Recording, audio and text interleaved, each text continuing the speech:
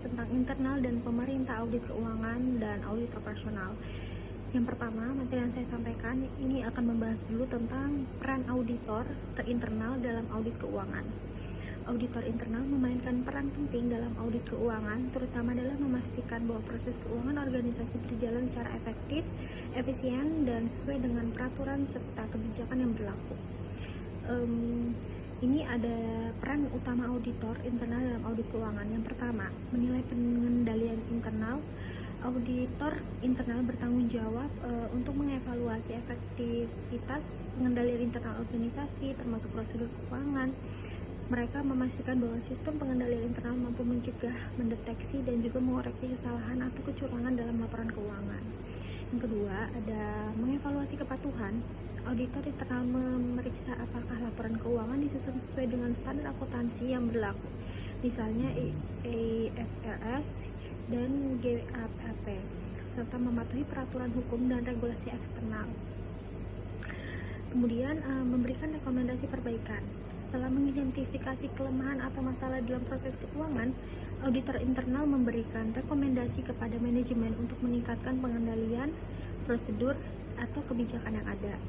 Kemudian mendukung auditor eksternal. Auditor internal seringkali bekerja sama dengan auditor eksternal dengan menyediakan informasi dan laporan internal yang relevan. Hal ini dapat membantu dan mempercepat proses audit eksternal dan juga mengurangi biaya auditnya. Kemudian ada meningkatkan akuntabilitas dan transparansi. Dengan melakukan audit internal secara berkala, auditor internal membantu meningkatkan akuntabilitas manajemen dalam pengelolaan keuangan sehingga menciptakan transparansi yang lebih baik dalam organisasi. Jadi, peran ini bersifat independen dan objektif karena auditor internal harus menjaga integritas dan profesionalisme dalam menjalankan tugasnya.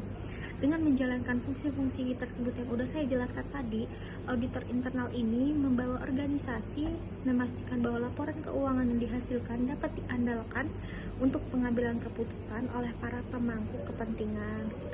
Kemudian materi selanjutnya akan dibacakan oleh rekan saya. Oke, selanjutnya itu ada audit keuangan pemerintah. Semua negara bagian itu memiliki lembaga audit mereka sendiri yang serupa tetapi lebih kecil dari GAO. Untuk sumber utama literatur yang sah itu untuk melakukan audit pemerintah adalah standar audit pemerintah yang dikeluarkan oleh GAO atau juga disebut sebagai standar buku kuning. Audit keuangan berdasarkan buku kuning itu mencangkup beberapa kategori informasi yang akan diaudit, termasuk laporan keuangan unit pemerintah, kontrak dan hibah pemerintah, pengendalian internal, penipuan, dan ketidakpatuhan lainnya terhadap hukum dan peraturan. Selanjutnya itu ada standar audit keuangan buku kuning yang diterima secara umum dari AICPA serta berisi penambahan dan modifikasi. Yang pertama itu ada materialitas dan signifikansi. Buku kuning ini mengakui bahwa dalam audit pemerintah, ambang batas risiko audit dan materialitas yang dapat diterima mungkin lebih rendah daripada dalam audit perusahaan komersial. Hal ini itu disebabkan karena sensitivitas kegiatan pemerintah dan akuntabilitas publiknya. Lalu selanjutnya itu ada kontrol kualitas. Kantor akuntan publik dan organisasi lain yang mengaudit badan pemerintah sesuai dengan buku kuning itu harus memiliki sistem kontrol kualitas internal yang sesuai dan berpartisipasi dalam program tinjauan kontrol kualitas eksternal. Untuk persyaratan yang terakhir itu berlaku untuk beberapa akuntan publik, tetapi hanya sebagai persyaratan untuk keanggotaan AICPA dan untuk audit perusahaan publik. Auditor yang terlibat dalam perencanaan, pelaksanaan, dan pelaporan audit berdasarkan GAGAS harus menyelesaikan 80 jam pendidikan profesional berkelanjutan dalam setiap periode 2 tahun. Setidaknya itu 24 dari 80 jam pelatihan ini itu harus dalam mata pelajaran yang terkait dengan lingkungan pemerintah dan audit pemerintah. Lalu selanjutnya itu audit kepatuhan. Audit harus dirancang untuk memberikan keyakinan yang wajar dalam mendeteksi salah saji material yang diakibatkan oleh ketidakpatuhan terhadap ketentuan kontrak atau perjanjian hibah yang berdampak material dan langsung pada laporan keuangan. Selanjutnya itu ada pelaporan. Laporan audit harus menyatakan bahwa audit dilakukan sesuai dengan standar audit pemerintah yang berlaku umum atau gagas. Selain itu, laporan keuangan harus menjelaskan ruang lingkup pengujian auditor atas kepatuhan terhadap hukum dan peraturan serta pengendalian internal dan menyajikan hasil pengujian tersebut atau merujuk ke laporan terpisah yang memuat informasi tersebut. Selanjutnya itu ada persyaratan audit undang-undang atau audit undang-undang audit tunggal dalam surat edaran OMB yang pertama itu ada audit harus sesuai dengan gagas. Lalu yang kedua itu auditor harus memperoleh pemahaman tentang pengendalian internal atas program-program federal yang cukup untuk mendukung tingkat resiko pengendalian yang dinilai rendah untuk program-program utama. Lalu yang kedua itu ada auditor harus menentukan apakah klien telah mematuhi undang-undang, peraturan, dan ketentuan kontrak atau perjanjian hibah yang mungkin memiliki dampak langsung dan material pada setiap program utamanya. Lalu selanjutnya itu ada persyaratan laporan berikut yang diwajibkan berdasarkan surat edaran OMB. Yang pertama itu ada pendapat tentang apakah laporan keuangan sesuai dengan GAAP.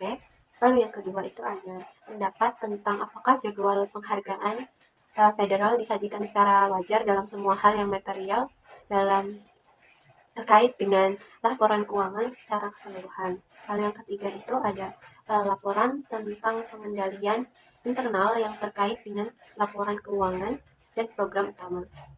Lalu selanjutnya itu ada laporan tentang kepatuhan terhadap undang-undang, peraturan, dan ketentuan kontrak atau perjanjian hibah yang jika tidak dipatuhi itu dapat berdampak pada material di laporan keuangan. Laporan ini itu dapat digabungkan dengan laporan tentang pengendalian internal.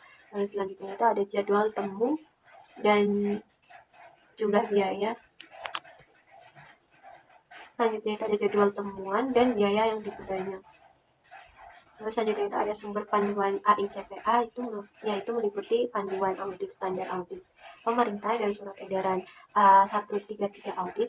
Lalu yang kedua itu ada AU 801 pertimbangan audit kepatuhan dalam audit entitas pemerintah dan penerima bantuan keuangan pemerintah. Selanjutnya yaitu auditor operasional. Selain kegiatan auditor keuangan, auditor internal juga auditor pemerintah dan akuntan publik juga melakukan auditor operasional yang berkaitan dengan efisiensi dan efektivitas suatu organisasi. Auditor lain menggunakan istilah audit manajemen atau audit kinerja sebagai ganti audit operasional untuk merujuk pada kegiatan ini. Sementara yang lain tidak membedakan antara istilah audit kinerja, manajemen, operasional dan menggunakannya secara bergantian.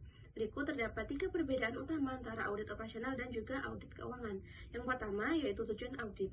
Ini adalah perbedaan yang paling penting. Audit keuangan menekankan apakah informasi historis telah dicatat dengan benar, sementara audit operasional menekankan efektivitas dan efisiensi. Audit keuangan berorientasi pada masa lalu, sementara audit operasional berfokus pada peningkatan kinerja masa depan. Audit operasional misalnya dapat mengevaluasi apakah jenis material baru dibeli dengan biaya terendah untuk menghemat uang pada pembelian bahan baku di masa mendatang. Yang kedua, distribusi laporan. Laporan audit keuangan biasanya didistribusikan kepada pengguna eksternal laporan keuangan seperti pemegang saham dan bankir. Sedangkan laporan audit operasional ditunjukkan terutama untuk manajemen. Distribusi laporan audit keuangan yang luas memerlukan struktur dan kata-kata yang terdefinisi dengan baik. Distribusi laporan operasional yang terbatas dan sifat audit yang beragam untuk efisiensi dan efektivitas memungkinkan laporan audit operasional sangat bervariasi dari audit ke audit. Yang ketiga, penyertaan bidang non-finansial. Audit keuangan terbatas pada hal-hal yang secara langsung mengetahui kewajaran penyajian laporan keuangan, sedangkan audit operasional mencakup aspek efisiensi dan efektivitas dalam suatu organisasi. Misalnya, audit operasional dapat membahas efektivitas program periklanan atau efisiensi karyawan pabrik. Sebelum audit operasional dapat dilakukan, auditor harus menentukan kriteria khusus untuk mengukur efektivitas dan efisiensi secara efisiensi. Secara umum, efektivitas mengacu pada pemenuhan tujuan seperti memproduksi komponen tanpa cacat.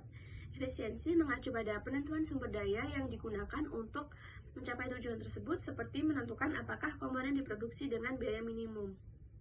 Saya akan membahas poin 26.4 dan 26.5. Pada poin 26.4 tentang perbandingan audit keuangan pemerintah dan audit perusahaan komersial. Nah, dari tujuannya itu sudah berbeda. Kedua jenis audit bertujuan untuk memberikan opini atas kewajaran penyajian laporan keuangan. Nah, yang nomor 2, audit di sektor pemerintahan seringkali mencakup penilaian atas kepatuhan terhadap hukum dan regulasi serta efektivitas program. Sedangkan pada audit komersial lebih berfokus pada laporan keuangan perusahaan. Yang kemudian yang selanjutnya ada cakupan audit. 1. Audit pemerintah biasanya lebih luas, mencakup evaluasi kinerja seperti efisiensi dan efektivitas operasional di samping laporan keuangan. Yang kedua, audit pemerintah juga melakukan audit berbasis kepatuhan untuk memastikan organisasi memenuhi persyaratan hukum dan kebijakan.